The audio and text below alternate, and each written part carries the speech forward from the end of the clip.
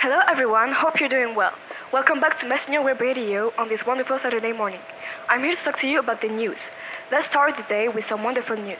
On May 8th, the declaration by the 33rd World Health Assembly marks the official end of smallpox, a disease that has caused damage for many years, killing 300 million of people. This is a historic moment that highlights the positive impact of vaccination efforts and international collaboration in the field of public health. What's more, this year is totally revolutionary. There was a brand new video game called Pac-Man. It consists of recovering as many points as possible without being caught by the ghosts. Today we're also going to put our focus on the most streamed pop song in our day, who is Taken Me by a-ha. If you don't know this incredible song, I recommend you to listen to it. You'll not be disappointed, so I'm going to play a part of the chorus.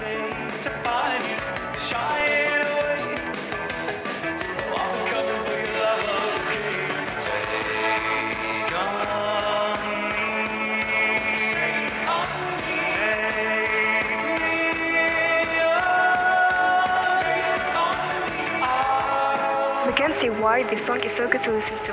I think he has a particular signification. He's talking about a girl he loves and he's asking her to take on him. Also, the clip is incredible. He's moving from an animation to the real life in an alternative way. For our day, it is just revolutionary. There is also Michael Jackson's brand new album, Thriller. It's made a lot of noise. In fact, it was the most purchased album in the USA.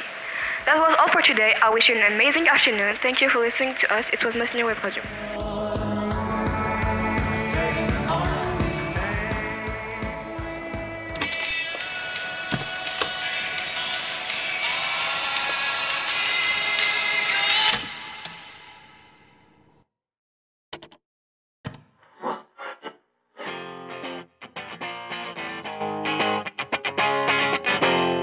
Bonjour à toutes et à tous, ici votre journaliste Samy Zereï de Mass FM pour un retour sur les événements marquants de la décennie 1990 à 2000. Nous débutons en 1990 avec la réunification de l'Allemagne, un moment historique marquant la fin de la division Est-Ouest. Peu après, en 91, la guerre du Golfe éclate avec l'invasion du Koweït par l'Irak et la coalition internationale dirigée par les États-Unis intervient pour libérer le Koweït. En 92, le traité de Maastricht est signé, jetant les bases de l'Union européenne et introduisant la monnaie unique, l'euro. La même année, les Jeux olympiques de Barcelone captivent le monde entier. En 1993, les accords d'Oslo entre l'Israël et l'OLP représentent un pas historique vers la paix au Moyen-Orient. En Afrique du Sud, Nelson Mandela et Frédéric de Klerk reçoivent le prix Nobel de la paix pour leurs efforts visant à mettre fin à l'apartheid. 1994 est une année sombre avec le génocide au Rwanda qui fait environ 800 000 victimes. Tandis qu'en Afrique du Sud, Nelson Mandela devient le premier président noir du pays, symbolisant un nouveau départ. En 1995, l'attentat d'Oklahoma City, aux États-Unis, choque le monde, faisant 168 morts. Les accords de Dayton mettent fin à la guerre de Bosnie, ramenant la paix dans les Balkans. 1997 est marqué par la mort tragique de la princesse Diana dans un accident de voiture à Paris. La même année, le protocole de Kyoto est signé pour lutter contre le changement climatique. En 1998, la France triomphe en remportant la Coupe du monde de football, une victoire mémorable contre le Brésil.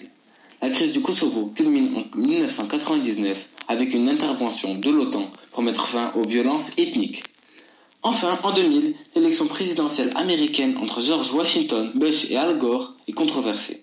Et l'euro devient la monnaie officielle de 11 pays de l'Union européenne. Maintenant, nous nous retrouvons avec un extrait marquant des années 90.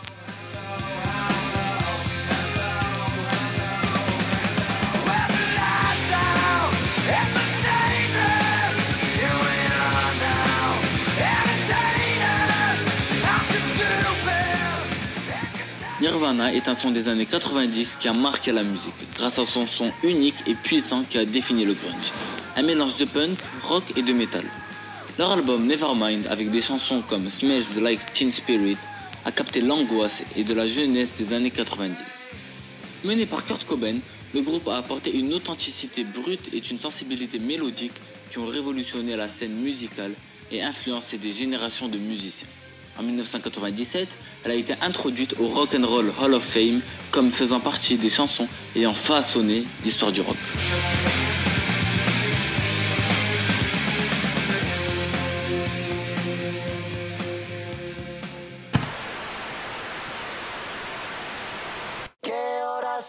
Mi corazón.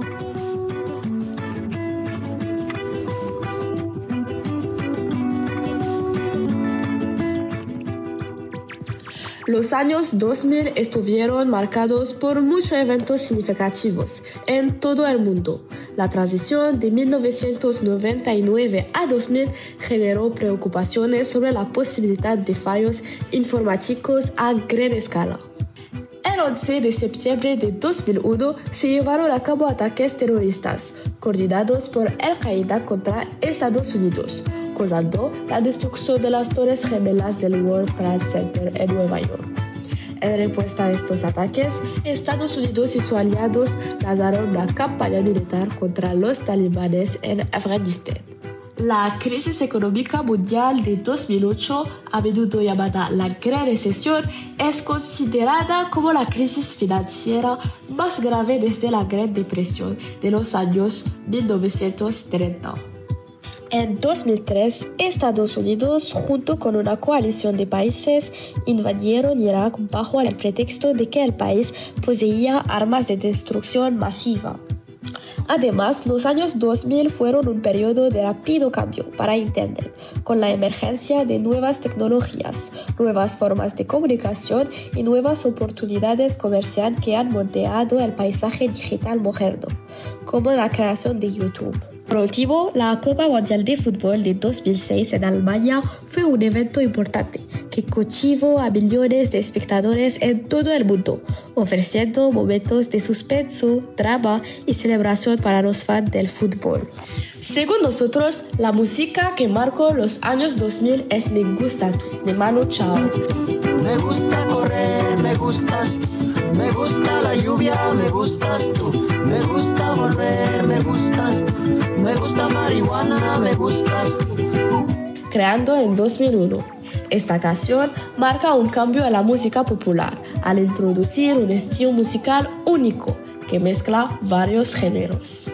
Me Gusta Tú es un fenómeno cultural reuniendo a públicos de todas las nacionalidades, gracias a su ritmo y sus letras repetitivas. Finalmente, gracias a esta canción, Manu Chao encontró un nuevo público mundial y demostró que las canciones multilingües pueden tener un gran impacto en la industria musical, creando así un terreno común para los oyentes de todo el mundo. ¿Qué voy a hacer? Je ne sais pas. ¿Qué voy a hacer? Je ne sais plus. ¿Qué voy a hacer? Je suis perdu. ¿Qué horas son, mi corazón?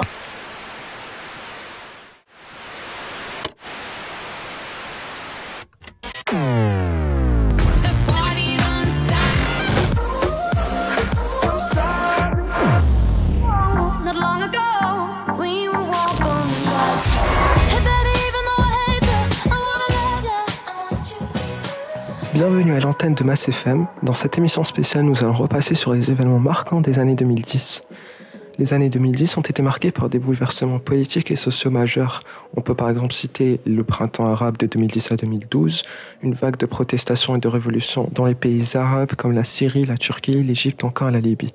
On peut aussi citer la guerre civile en Syrie qui a débuté en 2011 et qui a provoqué une crise humanitaire avec des millions de réfugiés, ou encore les attentats terroristes en France, comme l'incident au Bataclan ou la descente du média Charlie Hebdo en 2015, qui ont eu un très gros impact sur la France.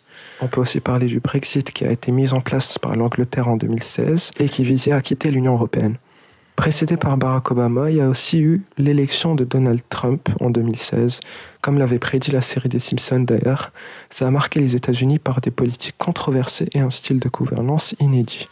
Durant cette décennie, il y a aussi eu d'autres événements marquants, comme le mouvement MeToo, un mouvement qui met en lumière les problèmes d'harcèlement sexuel, ou encore une crise de réfugiés en Europe qui est simplement la venue en masse des réfugiés syriens de la guerre civile en Syrie, ou encore des catastrophes naturelles et humaines, comme la catastrophe de Fukushima en 2011, ou encore l'incendie de Notre-Dame de Paris en 2019. Sur le plan technologique, les réseaux sociaux ont transformé la communication mondiale. Il y a eu l'essor de grands youtubeurs en France comme Cyprien et Squeezie. Et il y a aussi eu l'arrivée d'Instagram en 2010, Messenger, Snapchat et Twitch en 2011, Discord en 2015 ou encore TikTok en 2016. La musique a également énormément évolué avec la montée en popularité du streaming, des genres comme le hip-hop et la pop dominant, et des artistes comme Post Malone, Maroon 5, Marshmello, Shawn Mendes, Adele, Lana Del Rey et j'en passe, qui ont d'ailleurs laissé une empreinte indélébile sur la culture musicale des années 2010. En parlant de musique, on a décidé de vous faire écouter aujourd'hui la chanson Sunflower qui a été interprétée par Post Malone et Swan Lee et qui provient du film excellent qui s'appelle Spider-Man Into the Spider-Verse. C'est un film d'animation qui a fait un très grand impact dans le secteur de l'animation et du cinéma et qui montrait explicitement la culture populaire des États-Unis et du monde entier à travers ses soundtracks incluant donc Sunflower. Je vous laisse avec cet extrait, bonne écoute et à bientôt à l'antenne de Mass FM.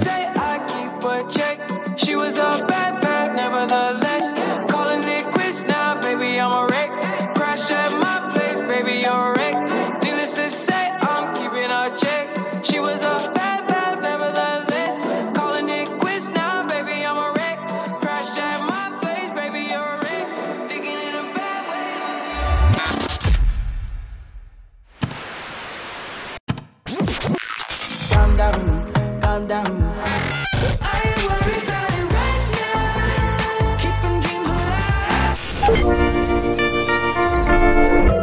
Décembre 2020 a été marqué par des événements mondiaux sans précédent.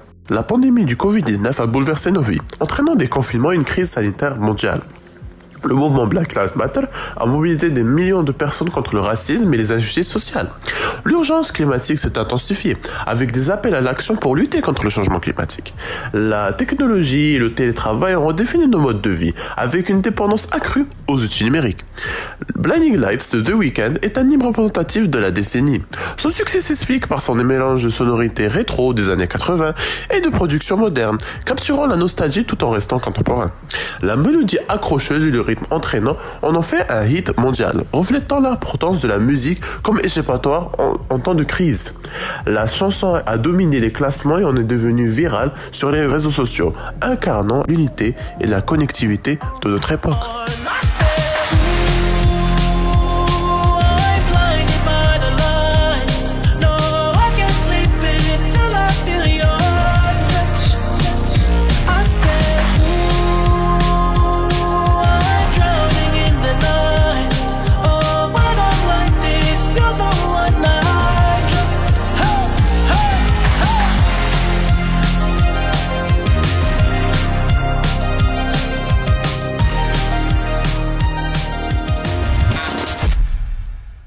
Nous touchons à la fin de ce programme exclusif que nous avons le plaisir de vous présenter à l'occasion de la fête de la radio.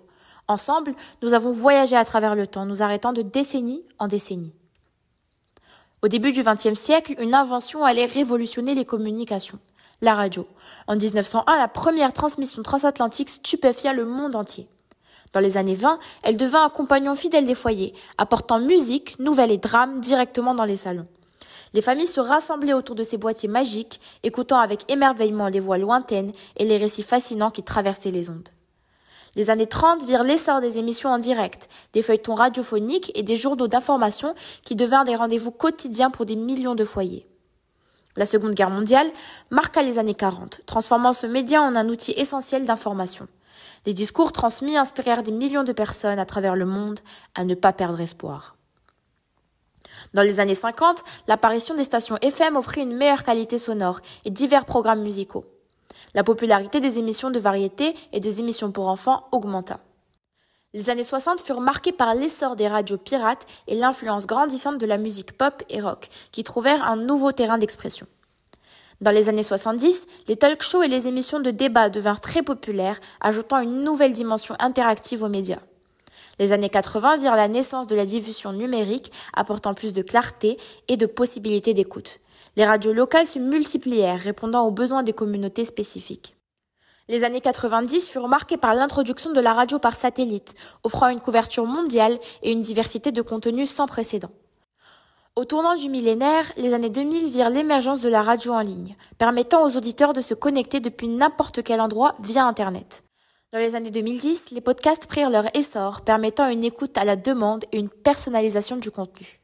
Aujourd'hui, malgré la concurrence des médias numériques, la radio reste un symbole puissant de connexion humaine, un héritage vibrant de notre histoire commune, capable de tisser des liens invisibles entre les individus et de faire voyager l'imagination et de diffuser des émotions à travers les ondes.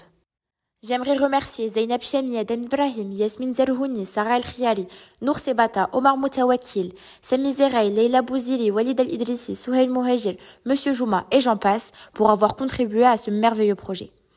Enfin, chers auditeurs, je vous souhaite une excellente fête de la radio et à la prochaine. Ce fut El Karniri Ili à l'antenne de Mass FM.